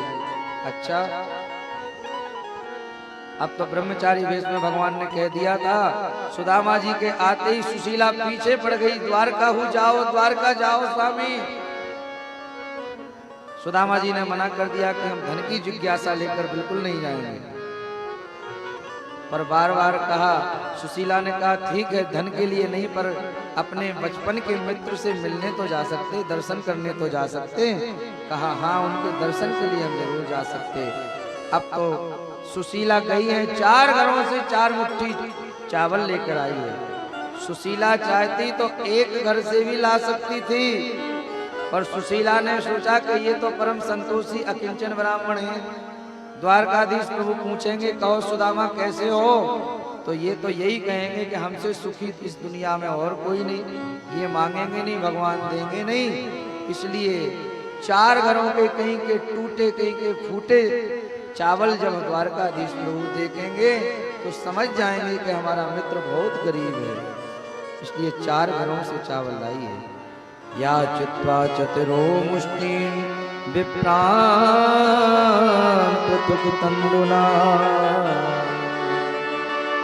और एक फटे हुए वस्त्र में बांधकर सुदामा जी को दिए हैं। अब सुदामा जी महाराज ने लिया है और कीर्तन करते हुए जा रहे हैं। क्या सजा मिली है मुझको, क्या सजा मिली है मुझको, तेरी दोस्ती के पीछे बन बन भटक रहा हूँ, तेरी दोस्ती के पीछे बन बन भटक रहा हूँ, तेरी दोस्ती के पीछे। क्या सजा मिली मुझको, क्या सजा मिली है मुझको, तेरी दोस्ती के पीछे बन बन भटक रहा हूँ, तेरी दोस्ती के पीछे। बन बन भटक रहा हूँ, तेरी दोस्ती के पीछे। बचपन का यार आया आया मोहन तेरी गली में, बचपन का यार आया मोहन तेरी गली में, दर दर भटक के आया ओ, बन बन भटक के आया मोहन तेरी गली में, दर दर भटक रहा हूँ, तेरी दोस्ती के पीछे।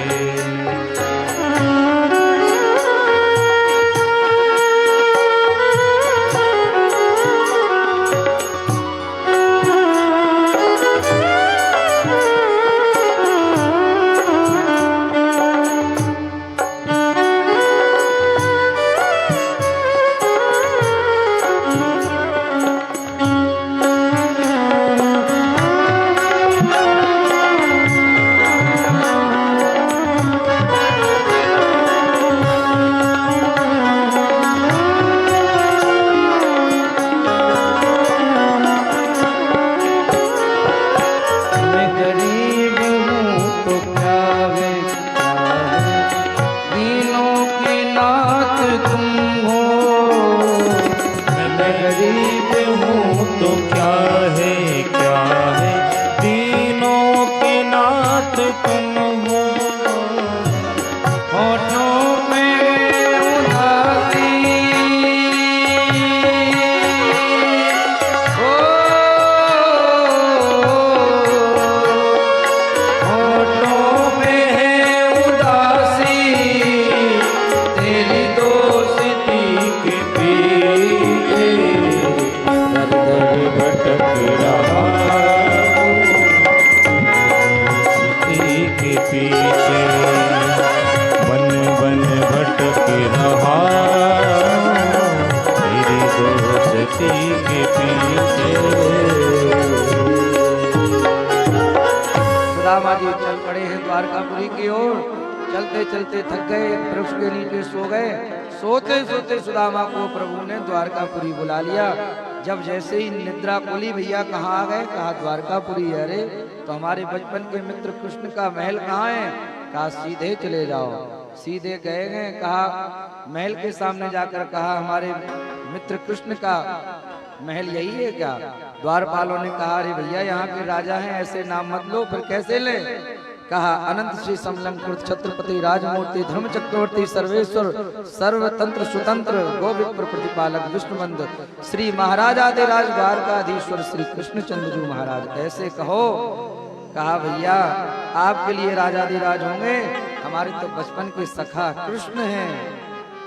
कहा ठीक है महाराज, द्वारकाधीश भगवान के यहाँ संतों का और ब्राह्मणों का इतना आदर है। लोग कहते द्वारपालों ने धक्का दिया, बिल्कुल नहीं दिया, स्वागत किया है और ब्राह्मण देवता को बिठाला है। कहा एक बार हम देख कर आए प्रभु क्या कर रहे हैं। गए हैं भगवान अति महत्वपूर्ण मंत्रणा कर रहे थे।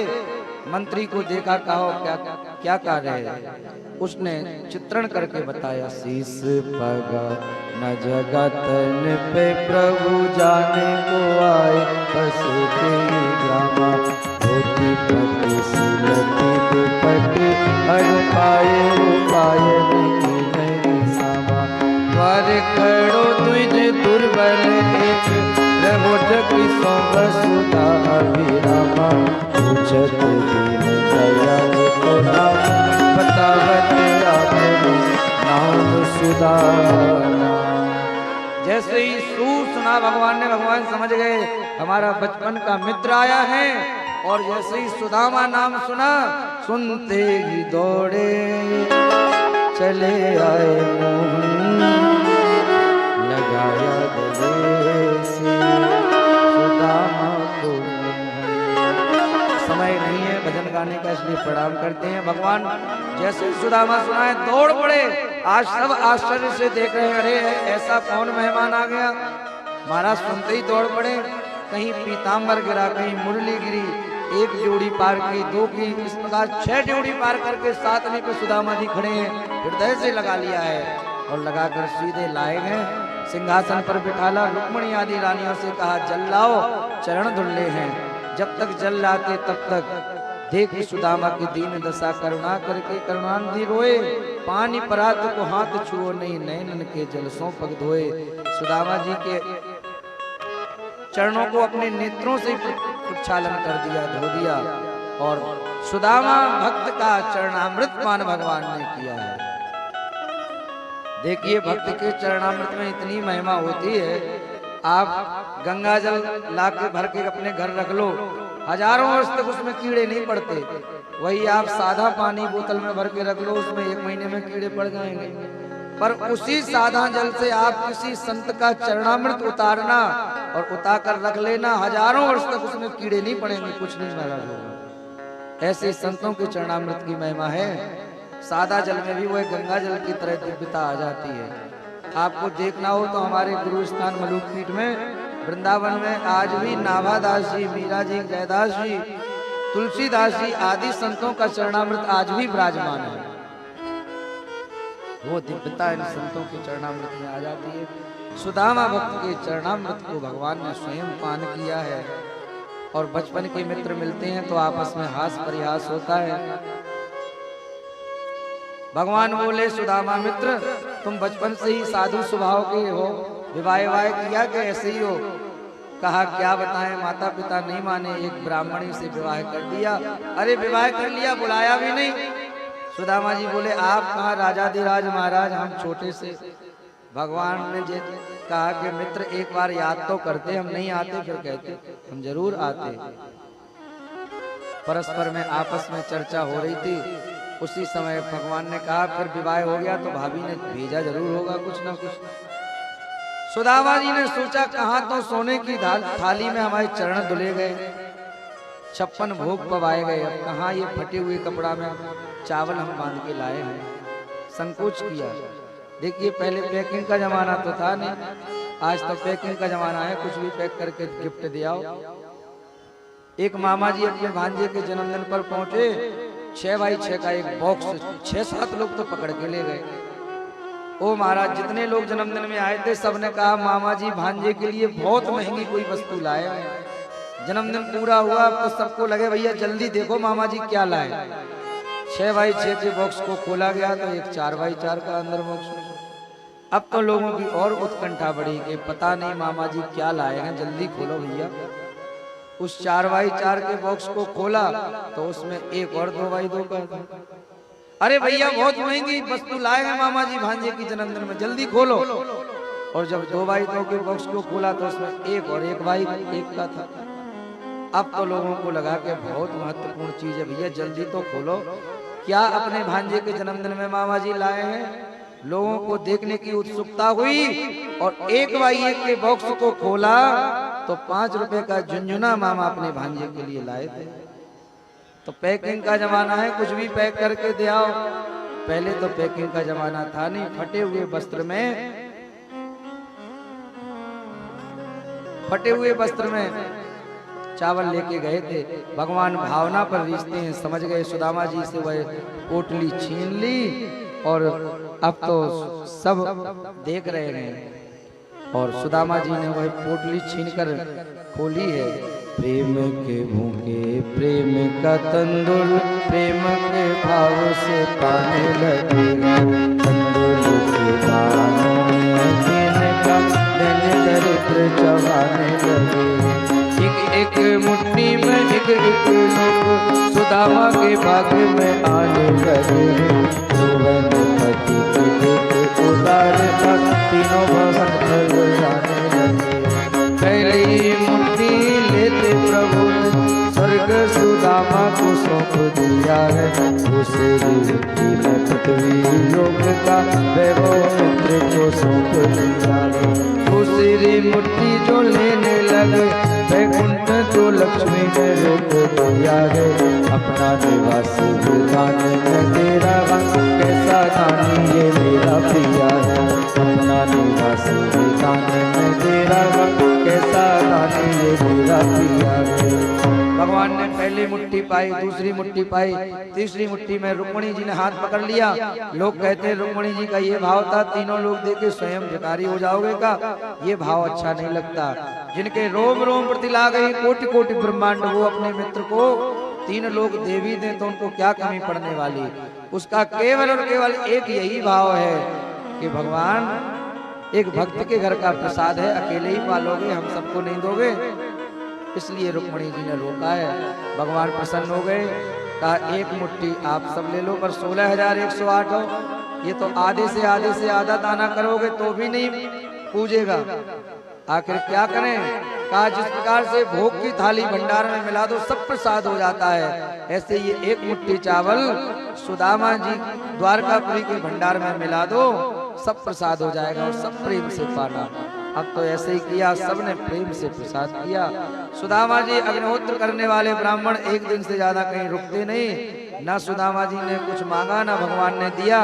सुदामा की पत्नी सुशीला को चाहिए था, इसलिए कुबेर महाराज को भेजकर रात्रि में सुदामापुरी से भी अधिक सुंदर एक नगरी का निर्माण कराया है।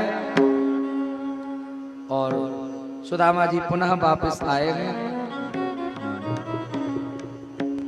अब तो मंदिरों को देखकर डर गए सुदामा, सोचा कि हम कहीं पुनः द्वारकापुरी तो नहीं आ गए। सुशीला खड़ी थी, ऊपर देखा स्वामी जी आ गए, दौड़ी दौड़ी आई हैं। स्वामी आप अपनी पत्नी को ही नहीं पहचानते हैं, आप लोग 15 मिनट और बैठ जाएं शांति से, ये बाद में चढ़ा देना, बाद में चढ़ाना, क्योंकि केवल 10 मिनट ही कथा हम कहेंगे, उनको भी निकलना है। आप लोग 10 मिनट और पीछे कैमरा चल रहा था, माताओं से निवेदन है पश्चात आप जो है कर लीजिएगा। अभी महाराज जी रुके हैं, कैमरा लगा हुआ है पीछे, आपके झटके से वो पीछे वहाँ गिर भी सकता है। अतः आप स्थान पर बैठे हैं, आप लोग सुदामा चरित्र है, आपने भाव वहाँ पर बाद में भी समर्पित कर सकते हैं, धक्का मुक्की के कारण असुविधा होगी। अतः माताओं से निवेदन है आप अपने स्थान पर कृपया बैठें। शांति का परिचय दीजिए, आपके अक्षत आपके तंदुल भेंट हो जाएंगे, कृपा करके एक एक करके आके रखते जाएं। जय जय श्री राधे, जय जय श्री श्यामा। हमारे त्रिपाठी जी जो मुख्य यजमान हैं, वो संगीत वाले जो है, इनकी ट्रेन है झांसी से, इसलिए गाड़ी लगवा ही दो, ये सामान रख लेंगे। हमारी कथा भी चलती रहेगी, संतों का आशीर्वचन भी होगा। तो हम तो यहाँ 9 बजे तक हैं, पर इन लोगों को ट्रेन पकड़नी है, तो गाड़ी लगवा दो, ये 15 मिनट बाद उठ के निकल जाएंगे ये लोग। श्री हनुमान जी महाराज की जय। इस प्रकार से दोनों मित्र मिले हैं, सुदामा जी आए हैं। सुशीला ने देखा, कहा ये तो स्वामी हैं, दौड़ के आई हैं, थाली सजाकर आरती की। सुदामा जी पहचान नहीं पाए, हमारे यहाँ रासलीला में कहते हैं, जब सुशीला ने प्रणाम किया, सुदामा जी ने कहा कौन हो? अरे मैं हूँ स्वामी सुशीला। तब सुदामा जी ने कहा, अरे सुशीला तेरे दो दो चुटीला, कहाँ तो एक कंघी नहीं थी तेरे पास, पर आज बढ़िया दो दो चोटी गूंथ कर आई है, इतना श्रृंगार करके आई, कहाँ से आया ये सब? कहा सब द्वारकाधीश प्रभु की कृपा है। कहा तुमको धन चाहिए था इसलिए तुम महलों में रहो, हम तो झोपड़ी बनाकर भजन करेंगे गोविंद का।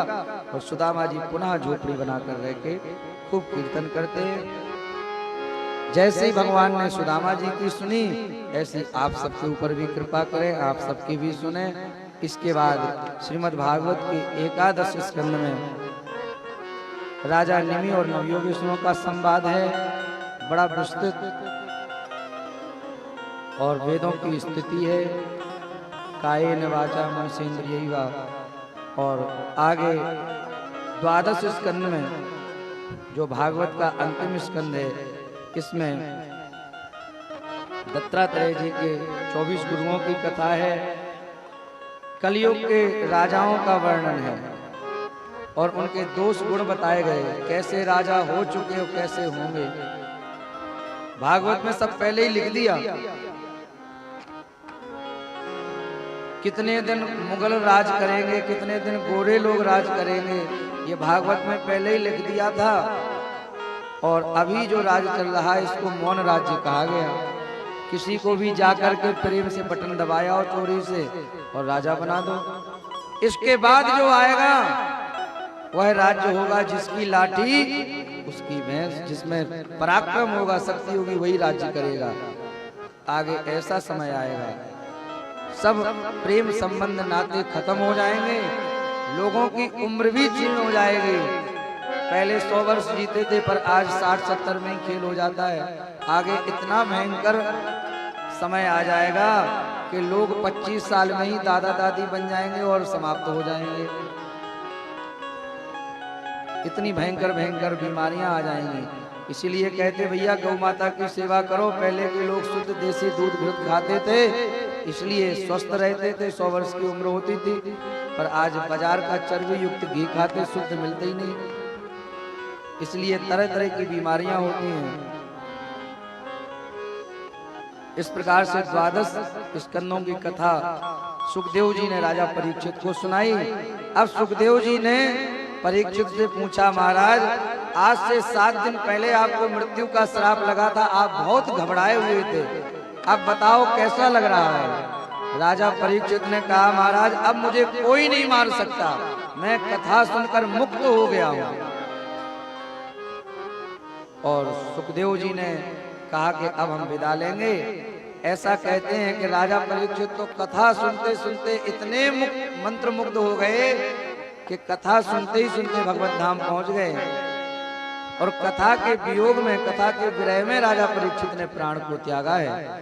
वाणी ब्रह्माणी का जीवन निराश भयो। जहां सुखदेव जी की वाणी ने विराम लिया, वहीं कथा के वियोग में राजा परीक्षित ने प्राणों को त्यागा है। पर 7 दिन में मृत्यु का श्राप था, इसलिए तक्षक नाम का सर्प आया है और दंशन किया है। उससे परीक्षित जी तो पहले ही जा चुके थे। इसके बाद भागवत की सूची अनुक्रमण का आई है। ऐसा कहते हैं जिन्होंने 6 दिन कथा ना सुनी हो, 7वें दिन की अनुक्रमण का सुन ले तो उसको पूरी भागवत कथा सुनने का फल मिल जाता है। हमारे गुरुदेव भगवान यहाँ कहते हैं कि फल तो मिलता है, पर वैसे ही जैसे भगवान माता की गति यशोदा जी को देते हैं और पूतना को भी माता की गति देते हैं, पर जो सुख यशोदा मैया को मिला वो पूतना को मिला क्या? यशोदा मैया ने गोदी में खिलाया, भगवान का श्रृंगार किया, वात्सल्य किया, स्तनपान कराया, तो जो सुख यशोदा जी को मिला वो सुख पूतना को नहीं मिला। भले फल वही मिल गया, गति वही मिल गई। ऐसे ही जो सुख 7 दिन कथा श्रवण करने वालों को मिलता है, वो 1 दिन कथा श्रवण करने वालों को नहीं मिलता। फल भले ही वो मिल जाए। तो अब हम श्रीमद् भागवत की अनुक्रमण का सुनाएंगे। आप सब हाथ जोड़कर बैठ जाएं। 2 मिनट में भागवत की अनुक्रमण का श्रवण कर लें कि प्रथम दिवस से 7 दिन तक हम लोगों ने क्या सुना। भागवत के प्रथम दिवस हम लोगों ने श्रवण किया। प्रथम स्कंद में पांडवों का चरित्र, कुंती भीष्म स्तुति, परीक्षित जन्म की कथा और परीक्षित को 7 दिन में मृत्यु का श्राप लग गया। सब कुछ त्याग कर गंगा किनारे आए हैं। सुखदेव जी आए हैं। सुखदेव जी से प्रश्न किया मरने वाले को क्या करना चाहिए। भागवत के द्वितीय स्कंद में मरने वाले को क्या करना चाहिए इसका बड़ा सुंदर वर्णन है। मरने वाले को क्या करना चाहिए इसका उपाय बताया। ब्रह्मा जी को 4 श्लोकों में भागवत का ज्ञान कैसे कैसे प्राप्त हुआ इसका बड़ा प्रस्तुत वर्णन है। श्रीमद् भागवत के तृतीय स्कंद में प्रमुख रूप से कपिल देवहूति का पावन संवाद है और चतुर्थ स्कंद में सती चरित्र व ध्रुव जी के पावन वंश का और ध्रुव जी का चरित्र है। श्रीमद् भागवत के पंचम स्कंद में भूगोल खगोल का वर्णन है। 28 प्रकार के नरक बताए गए। जो जैसा पाप करता है उसको भोगना पड़ता है। छोटा मोटा पाप भगवान की कथा कीर्तन सुनने से यहीं कट जाता है। इस प्रकार से नरकों का वर्णन आया है। नरकों में ना जाना पड़े इसके लिए छठवें स्कंद में अजामिल भक्त का चरित्र सुनाया है और बताया है कि भगवान के नाम की महिमा से अजामिल जैसा पापी का भी उद्धार हो गया, इसलिए नाम का आश्रय लो। श्रीमद् भागवत के 7वें स्कंद में मुख्यतः भक्त प्रहलाद का चरित्र नरसिंह भगवान के प्राकट्य की कथा है और 8वें स्कंद में मनवंतरों की कथाएं हैं। गजेंद्र और ग्राह की कथा है और इसी में भगवान ने देवताओं और दैत्यों से समुद्र मंथन कराया और वामन भगवान का प्राकट्य हुआ। भागवत के 9वें स्कंद में सूर्यवंश और चंद्रवंश का बड़ा विस्तृत वर्णन है और इसी 9वें स्कंद में भगवान श्री राम के प्राकट्य की कथा आई है जिसको सुख रामायण कहते हैं। श्रीमद् भागवत के 10वें स्कंद उत्तरार्ध में पूर्वार्ध में भगवान कृष्ण के जन्म की नंदोत्सव की कथा है। माखन चोरी आदि आदि ब्रज में लीलाएं जो कि उसकी बड़ी सुंदर कथाएं हैं और 10वें स्कंद के उत्तरार्ध में द्वारका लीला, सुदामा जी का पावन चरित्र, यह सब आया है। इसके बाद भागवत के 1 स्कंद में मनवंतरों का और निमि जी का बड़ा सुंदर संवाद है। दत्तात्रेय की कथा है। 12 स्कंद में कलयुग के दोष और गुणों का वर्णन है और अंतिम में बताया है कि नदियों में जैसे गंगा श्रेष्ठ है ऐसे पुराणों में श्रीमद् भागवत सर्वश्रेष्ठ है। इस प्रकार से 12 स्कंद की कथा भागवत में आई है जिसमें 18,000 श्लोक हैं। बड़ा सुंदर पावन वाक्यान हम सब ने सुना। श्रीमद् भागवत के सबसे अंतिम में भगवान के नाम की महिमा गाई है।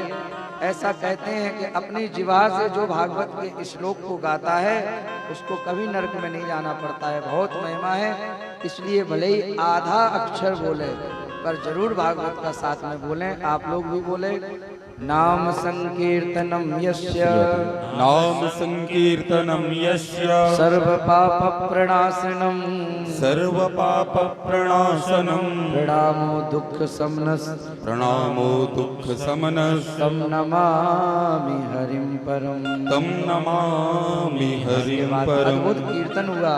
आइए हम लोग एक कीर्तन करके फिर इन लोगों को छुट्टी देंगे और संतों का आशीर्वाद लेंगे।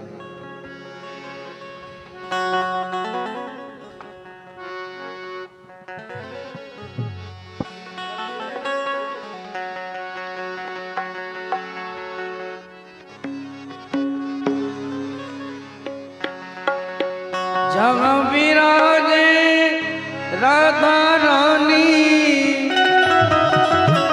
मेरी अलबेली सरकार, हमारी अलबेली सरकार, सवरिया कन्हैया सवरिया ले चल पर ले पार, सवरिया ले चल पर ले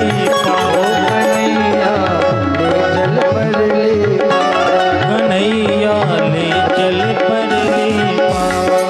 जहाँ विराजे राधा रानी, जहाँ विराजे राधा रानी, अलबेली सरकार, तेरी अलवेली सरकार, सवरिया कन्हैया